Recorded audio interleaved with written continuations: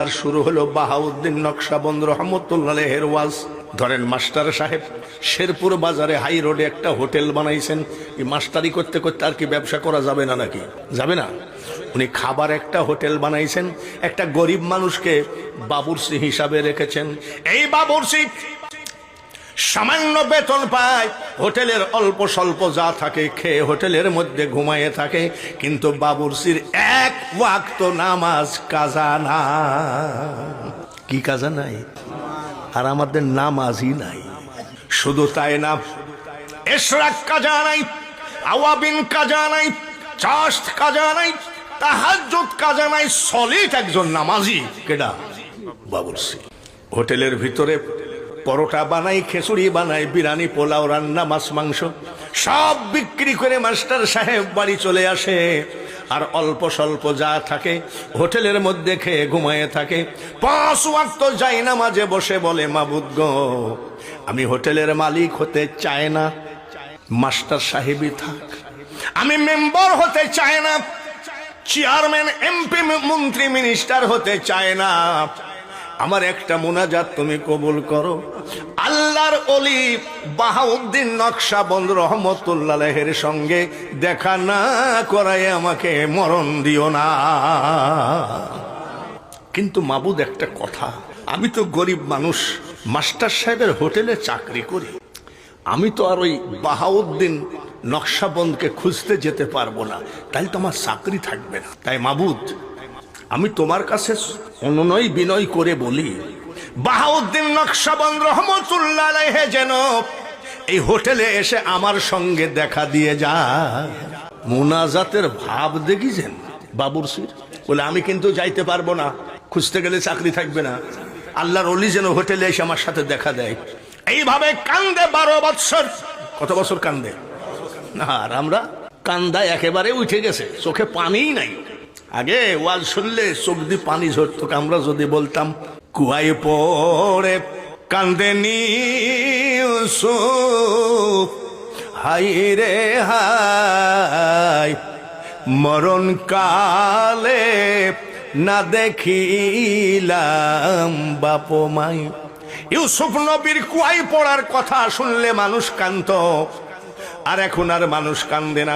নবীজির উহুদের যুদ্ধে দাঁত ভাঙ্গার কাহিনী শুনলে মানুষের চোখ দিয়ে পানি ঝরত, এখন আর পানি ঝরে না। তার কারণ এমন একটা বেয়াদব জিনিস আমাদের সামনে এসেছে, এইটা দেখে দেখে মন মানসিকতা শয়তান গ্রহণ করে ফেলেছে। বিশ্বাস না করেন, আজকে প্রমাণ করেন। বাড়িতে যাই মোবাইলটা রাখবেন পাশে, আর রাখবেন একটা তসবিহ, যে আমি আজকে সারা রাত আমি আমার মৌলাকে ডাকবো। তসবিহটা পাশে রাখবেন আর মোবাইলটা পাশে রাখবেন। মন টানবে কোন দিকে বেশি, জোরে কর।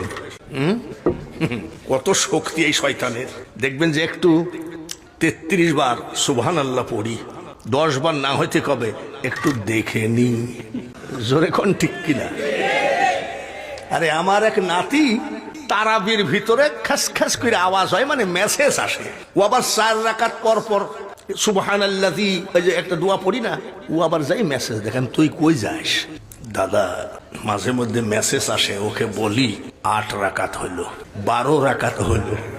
আমি সর্বনাশ করেছে, সব শেষ। আমাদের মসজিদে এতেকাপের লোক বসে না। আমি বলছি, এই তোমরা এতেকাপে কেউ বসবা? আমরা তো মুরব্বী মানুষ, পারবো না, তোমাদের সহযোগিতা করব। 2টো ছেলে বলছে, হুজুর আমাদের মাথায় হাত দিয়ে দোয়া করেন, আমরা এতেকাপে বসবো। বসলো। পরের শুক্রবারে জিজ্ঞাসা করছি, তোমরা 2জন যে মসজিদের ভিতরে সারা রাত থাকো, রাত কাটে কেমনে? হুজুর দোয়া করেন, খট করে রাত কেটে যাই ফেসবুক দেখতে দেখতে। আমি, ও বাবা, এতেকাপেও ফেসবুক দেখো? দাঁড়াও, আগে ওলি আল্লাহর চ্যাপ্টারটা সারি, তারপরে তোমাদের ওয়াজ ধরবো। আমার এক নাতি এসে কয়, সালাম আলাইকুম। এই সালাম হবে? কয় সালাম আলাইকুম। হ্যাঁ, কেমন আছিস? হাতে হাত মিলাই দেখে এই জায়গায় বিলেট দিয়ে কাইটি লেখছে আর। আমি, আর মানে কি? বলে, দাদা বুঝবেন না, 7 মাস একটা মেয়েকে ভালোবাসি, তার নাম রোকেয়া। আমি, বাপরে, কি ভালোবাসা বাইসিস যে বিলেট দিয়ে নাম কাটি ফেলে, চামড়া কাটি ফেলেছিস? বলে, দাদা একটা মোবাইল দিয়েছি, 30,000 টাকা দাম, মহিলাকে দিয়েছে। আর 12,000 টাকার বেশি ফ্ল্যাক্সি লোড দিয়েছি। আমি টাকা পাইস কোথায়? বলে আব্বাকে বলি বই লাগবে, কিন্তু বই তোমার আছেই। বাপের সাথে চিটারি, মার সাথে চিটারি করে 30,000 টাকা দামের মোবাইল দিয়েছো এক মহিলার পাল্লাই পড়ে। সামরা কাটি কি লিখছে? আরে কি রোকেয়া, এটা বুঝো না? আর মানে কি, ঈদের 3 দিন পরে ওই নাতির সাথে দেখা। রে তোর রোকেয়া কেমন আছে? দাদা তো একটু তো ইয়ার কি করি, রোকেয়াকে কাইটি ক্রস দিছে। আমি কি ব্যাপার? বলে দাদা শোনেন, ঈদের দিন দুপুর বেলায় লালন শাহর মাজারে গিয়ে দেখি ফুল বাগানের ভিতরে বসে আমার মোবাইল, আমার ফ্ল্যাক্সি লোড, ওই মহিলা আর একজনের সাথে পীড়িত করে। আচ্ছা আমার নাতির কি গেল? আমও গেল, জোরে কোন আমও গেল। আয় আয় নাতি রে, প্রেম কর যত পারিস, যে প্রেমে তিল পরিমাণ লস নাই সেই প্রেম হলো। মানুষ বানাইছে আল্লাহ প্রেমের কারণে, প্রেমের ডুরি বান্ধ নবীজির সনে।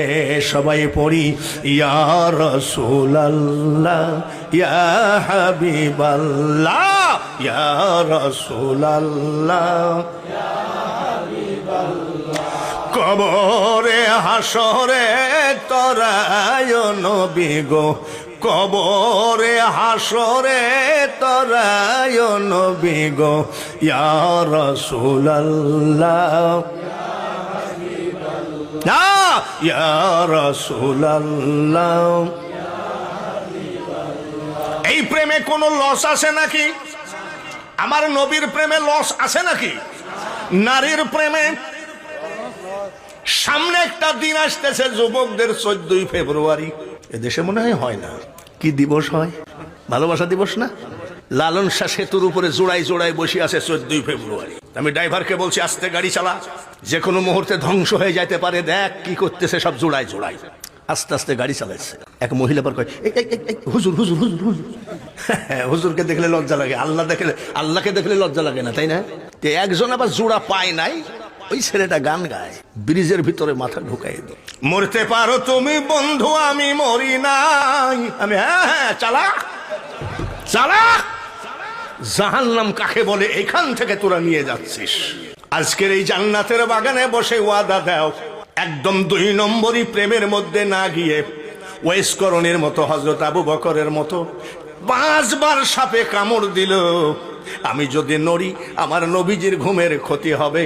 যার জন্যে 5 বার সমস্ত ব্লাডের ভিতরে বিষ লেগে গেল সাপের। হযরত আবু বকর কান্দে আর মনে মনে কয়, মাবুদ, সাপে কামড় দিয়ে মারার যদি ইচ্ছা থাকে, আমার রানের পুরে তোমার হাবিব ঘুমাই আছে, তোমার হাবিবের ঘুমের সম্পূর্ণতা না হওয়া পর্যন্ত যেন আমি মারা না যায়। এরা করেছে প্রেম, আর আমরা এক ছেলে গান গায়, দয়ার নবী, গলা ভালো, নূরের নবী গো, তুমি নবী আমার জীবনের জীবন। এত সুন্দর গজলটা বললো, আমার নিজেরই চোখে পানি ভিজে গেছে। রহমাতাল লিল আলামিন, তুমি উম্মতের জাবিন, তুমি আমার নির্ধনিয়ার ধন, দয়ার নবী, নূরের নবী গো, তুমি নবী আমার আপনের আপন। আমি 100 টাকা দিলাম ওর গানটা শুনে, গজলটা শুনে। পরে আমাকে সালাম করতেছে গাড়ি উঠার সময়, হুজুর একটু দোয়া করেন, আমি তোমার যে গলা, তুমি নবীর প্রেমে পাগল হয়ে যাও, বাবা নামাজ পড়ো। বলে হুজুর এখনো নামাজ ধরি নাই। গজল ধরেছে কিন্তু কি ধরে নাই? এসব পাগলামি বাদ দিয়ে আজকের থেকে তওবা করে নবীর প্রেমে পাগল হয়ে যাও, তুমি আল্লাহওয়ালা হয়ে কবরে যাওয়া। বাবুর্চি 12 বৎসর চোখের পানি ফেলে যায় নামাজে। কত বছর? মাবুদ গো, আমি বাহাউদ্দিন নকশবন্দ রহমতুল্লাহ খুঁজতে যেতে পারবো না, তার কারণ আমি গরিব, চাকরি করি মাস্টারের হোটেলে। আল্লাহর ওলি যেন আমার সঙ্গে এসে দেখা করে যায়। মোনাজাতের পাওয়ার দেখেছেন? 12 বৎসর হয়ে গেল, আসরের নামাজ পড়ে কান্দে, মাবুদ একটা মোনাজাত কবুল করলা না। জোহরের নামাজ পড়ে কান্দে, মাগরিব পড়ে কান্দে, এশার নামাজ পড়ে কান্দে, মাবুদ গো একটা মুনাজাত তুমি 12 বছর হলো কবুল করলা না। কানতে কানতে হোটেলের বেঞ্চের উপরে ঘুমায় গেছে, টাস টাস করে চোখের পানি জমিনে পড়ে।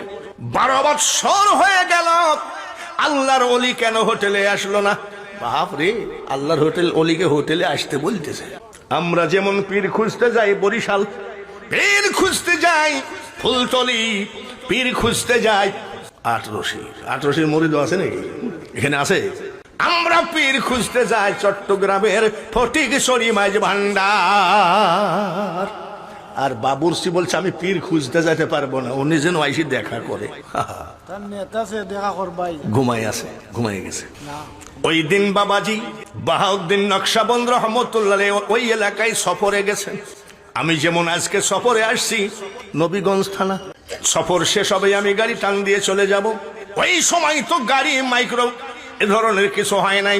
সফর শেষ করে ব্যাগটা বগলে করে হাঁটতেছে, কুটকুটো অন্ধকার, কঠিন ঠান্ডা। ঠান্ডার ভিতরে হাঁটতে হাঁটতে একটা জায়গা পেলে থাকতাম, ফজরের নামাজ পড়ে বাড়ি যেতাম। আর তো হাঁটতে পারছি নি, একে তো ঠান্ডা, তারপরে অন্ধকার। সামনে একটা মসজিদ, মসজিদের ইমাম সাহেবকে বলছি, ইমাম সাহেব মসজিদের ভিতরে কি একটু থাকতে দেওয়া যায়? ইমাম সাহেব বলছে চাচা চাকরি থাকবে না, কমিটি খুব কড়া, একটু বারান্দায় থাকি। বারান্দায় থাকলেও চাকরি থাকবে না। আল্লাহর ওলি বাহাউদ্দিন নকশবন্দ রহমতুল্লাহ আলাইহি মসজিদের ভিতরে জায়গা হলো না, মসজিদের বারান্দায় জায়গা হলো না, হাঁটতেছে। মনে মনে কয় এরকম একটা সুন্দর ভালো একটা জায়গা পাইলে চুপচাপ বসে থাকতাম, ফজরের নামাজের আজান দিয়ে নামাজ পড়ে বাড়ি যেতাম। হাঁটতে হাঁটতে দেখে রে শেরপুর হাই রোডে মাস্টার সাহেবের হোটেল। চুলার আগুনগুলো গনগন করে, অতিরিক্ত ঠান্ডা। এই জায়গায় থাকতে পারলে ভালো হতো, আগুন তাপাতাম, ফজরের নামাজের আজান দিলে নামাজ পড়ে বাড়ি যেতাম। কিন্তু হোটেলের ভিতরে তো কেউ নাই, কাকে বলবো? বাবুরসি ভিতরে শুয়ে আছে। আল্লাহর ওলি বাহাউদ্দিন নকশবন্দ রহমতুল্লাহ বলছে, বাবাজি একটু আগুন তাপাবো? বাবুরসি কি কয় জানেন? আরে চাচা জানতো আগুন তাপাবে, তাও আবার ঘুমের ডিস্টার্ব বলতে আসে। বলে আগুন একটু তাপাইলে অসুবিধা হবে? চাচা আপনি আগুন পকেটে করে নিয়ে যান, তাও অসুবিধা হবে না, জান। আগুন তাপায়। আলহামদুলিল্লাহ মাবুদ, মসজিদের ভিতরে থাকলেও তো ঠান্ডা লাগতো, এখানে খুব শান্তি লাগতেছে। আগুন তাপায় আল্লাহর ওলি। বাবুরসি তাহাজ্জুদের নামাজের টাইম হয়ে গেল, তাড়াহুড়া করে ওযু বানালেন, জায়নামাজ বিছায়ে তাহাজ্জুদের নামাজ পড়তেছে। 2 হাত ধরে আগুন তাপায় কে? জোর করিয়া বুঝতে গেলে তার ঘটে দারুণ জ্বালা, কেউ বুঝিতে পারে না রে ওলি আল্লাহর খেলা। লা ইলাহা ইল্লাল্লাহ, সবাই লা ইলাহা ইল্লাল্লাহ, লা ইলাহা লা ইলাহা ইল্লাল্লাহ মুহাম্মাদুর রাসূলুল্লাহ। নারায়ে তাকবীর, নারায়ে রিসালাত আপনারা বলেন না? আহলে সুন্নাত ওয়াল জামাত, তাই না? একটু নিশি হয়ে গেছে, রাত 11:30 বাজে। একটু জবানটা ছেড়ে দিয়ে মদিনার দিকে মনটা নিয়ে একটু আমার সঙ্গে সঙ্গে পড়া যাবে নাকি? আল্লাহুম্মা, জোরে জোরে সাল্লি আলা মাওলানা, জোরে জোরে ওয়ালা আলি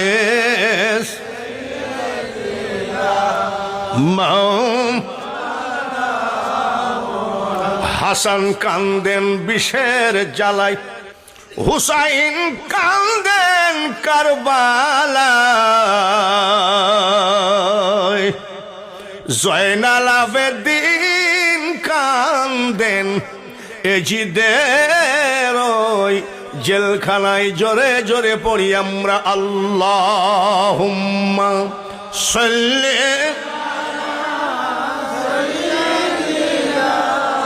মাওলানা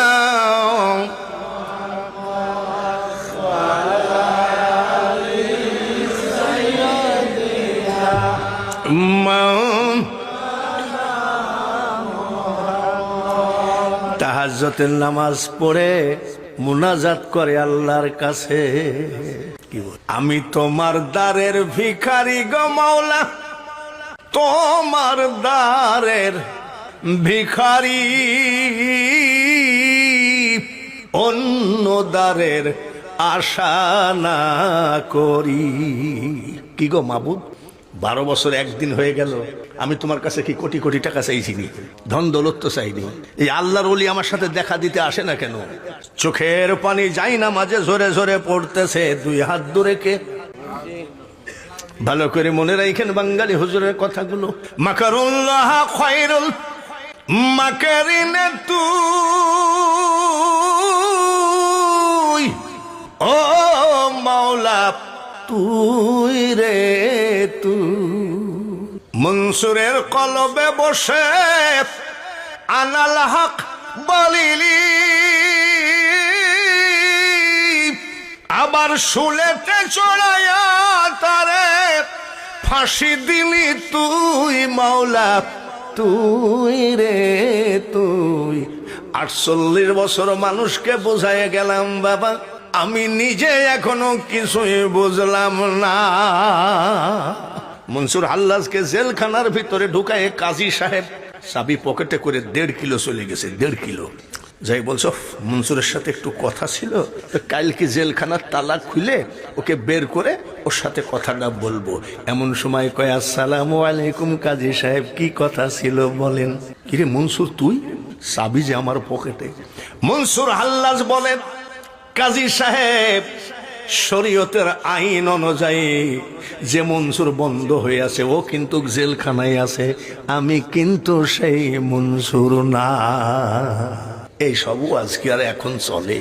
ওয়াজ চলে পরিমণি, ওয়াজ চলে ঐশ্বরিয়া রায়, ওয়াজ চলে রাশ্মিকা মান্দানা, নাউজুবিল্লাহ বলে। এইসব ওয়াজ শুনে আর যুবকরা লাফায়, কয় আবার আনো। মুনাজাত করে কাঁদতেছে। বাহাউদ্দিন নকশবন্দ রহমতুল্লাহ রেহে বলছে, শোনো কাঁদছো কেন? বলে চাচা 12 বছর একদিন হয়ে গেল, তোমার ব্যাপারটা কি? বলে চাচা আমার কোনো ব্যাপার নাই। এভাবে কাঁদতেছো 12 বছর একদিন? আমার একটাই মাত্র চাহিদা আল্লাহ। ও চাচা, আমি এই মাস্টার সাহেবের হোটেলে চাকরি করি, বর্তমান জামানার মুজাদ্দেদ বাহাউদ্দিন নকশবন্দ রহমতুল্লাহ রেহে, ওনাকে তো দেখতে যেতে পারবো না, ওনাকে খুঁজতে পারবো না, চাকরি থাকবে না। আজ 12 বছর কাঁদছে, উনি যেন আইসা আমার সাথে দেখা দিয়ে দেয়। চাচা এই দোয়াটা আল্লাহ কবুল করলো না। বলছে ওনার সাথে দেখা করার তোমার এত খায়েশ কেন? বলে চাচা খবরদার, মুখ সামলায় কথা বলে। উনি বর্তমান জামানার মুজাদ্দাদ, পৃথিবীর মধ্যে মহাজ্ঞানী বর্তমানে। বলে ওনাকে দেখাই লাগবে নাকি? শট করে পাখানা জড়ায় ধরছে, জোরে কনমার হবা। চাচা মই মুরব্বীরা বলে কখন জানি কার দোয়া কবুল হয়ে যায়। আমি বাঙালি হুজুর নয়, যে কোনো বক্তা যখন মুনাজাত করবে খবরদার হাতখানা নামায় রাখবেন না, তুলবেন। কখন কার দোয়া কবুল হয়ে যায়, আপনার কপাল ধন্য হয়ে যায় একমাত্র জানে আল্লাহ। মুনাজাত করি অনেকের হাতখান নামায় রাখে, তুলতেও কষ্ট হয়। ছাড়ো, বলে না ছাড়বো না। চোখের পানি আল্লাহর ওলির পায়ের উপরে পড়ে। চাচা একটু দোয়া করেন গো, আর তো সহ্য হয় না। আল্লাহর ওলি ডাক দিয়ে বলে, আয় আমার বুকে আয়, চলে আয়। তোর চোখের পানি আর সে মহল্লায় পৌঁছায় গেছে রে। আমি বাহাউদ্দিন নকশবন্দ রহমতুল্লাহ আলাইহে, চিশতিয়া কাদরিয়া নকশবন্দিয়া ফুলতলি। তারপরে আমাদের আব্দুল করিম, ওটা কি দরবার, ওই যে সিরাজনগরী। যেই তরিকায় মুরিদ হও না কেন, ছটফট করো না, ধৈর্যের সাথে আমল চালায়ে যাও, কারোর সাথে পট পট করো না। আমি খুব আমল করি তাও বলা যাবে না।